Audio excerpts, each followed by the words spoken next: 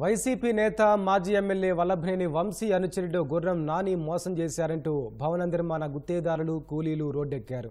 గన్నవరం శివారులో గుర్రం నాని చంద్రిక అయోధ్య పేరుతో నిర్మించిన గృహ సముదాయానికి సంబంధించి తమకు 4 కోట్ల రూపాయలు బకాయిలు పెట్టారని వాపోయారు. గతంలో వల్లభనేని వంశీ అండతో తమకు డబ్బులు ఇవ్వకుండా బెదిరించి పనులు చేయించుకున్నారని ఆరోపించారు. టీడీపీ నేత రంగబాబుపై దాడి కేసులో గుర్రం నాని ప్రస్తుతం నెల్లూరు జైల్లో ఉన్నాడు. ఈ రోజు రూపాయి లేని పరిస్థితిలో ఉన్నాం సార్. అసలు మా పరిస్థితి చాలా దీనిగా ఉంది. తిరిగి పొరుగులు గొడవలాట కష్టపడి చేయడం చేస్తున్నారు సార్. మొన్న ఎమ్మెల్యే గారు ఆఫీస్కి వెళ్ళాం సార్ న్యాయం చేస్తామన్నారు. నాకు 3 లక్షల రావాలి సార్. ఇక్కడ స్టార్టింగ్ నుంచి చేస్తున్నాం సార్. మొత్తం 4 కాంట్రాక్టర్ మేము పనిచేసాం సార్. మాకు దగ్గర 15 లక్షలు వస్తాయి సార్ అమౌంట్.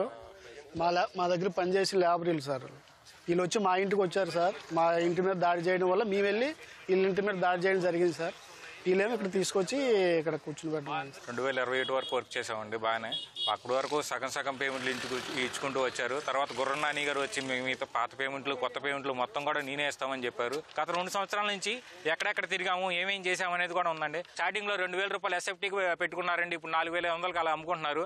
మాకు ఇవ్వాల్సి వచ్చిన పేమెంట్లు ఏమో 2019 అగ్రిమెంట్ ప్రకారం మాకు 5 రూపాయలు 10 రూపాయలు పెంచుకుంటూ వచ్చి మాకు రావాల్సిన అమౌంట్ కూడా మొత్తం ఆపేసుకుంటూ వచ్చారండి.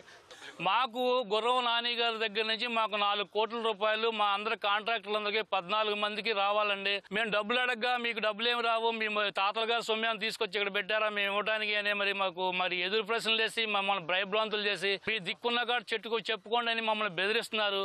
1 లక్ష రూపాయల బిల్లు అయితే 20,000 రూపాయలు బిల్లు ఇవ్వటం, 80,000 రూపాయలు నెక్స్ట్ వారంలో ఇస్తామంటాం. ఇట్లా చేసుకుంటాం. మాకు లక్షల రూపాయల వరకు పెండింగ్ పడిపోయిందండి. ఇదిగో ఇస్తాం అదిగో ఇస్తామని రోజు చేసుకుంటాం. మేము మా పనులన్నీ కంప్లీట్ చేయించేసుకొని ప్లాట్లు అమ్మేసుకుంటా డబ్బులు అర్జిస్తూ కూడా మాకు రావాల్సిన డబ్బులు మాకు ఇమ్మని అడిగితే బెదిరించారండి. ఎమ్మెల్యే వంశీ గారు కూడా చెప్పామండి. అంటే ఎమ్మెల్యే ఆఫీసులో రావడానికి లేదండి అసలు. అప్పుడు ఆయన అండ చూసుకొని మమ్మల్ని బెదిరించడానికి పాల్పడ్డాడండి. పూర్తిగా వీళ్ళు ఎమ్మెల్యే గారితో పాటు ఉండేవాళ్ళు. అప్పుడున్న ఎమ్మెల్యే గారితో ఉండడం వల్ల మా మాట పట్టించుకునే వాళ్ళు లేకుండా పోయేవాడు.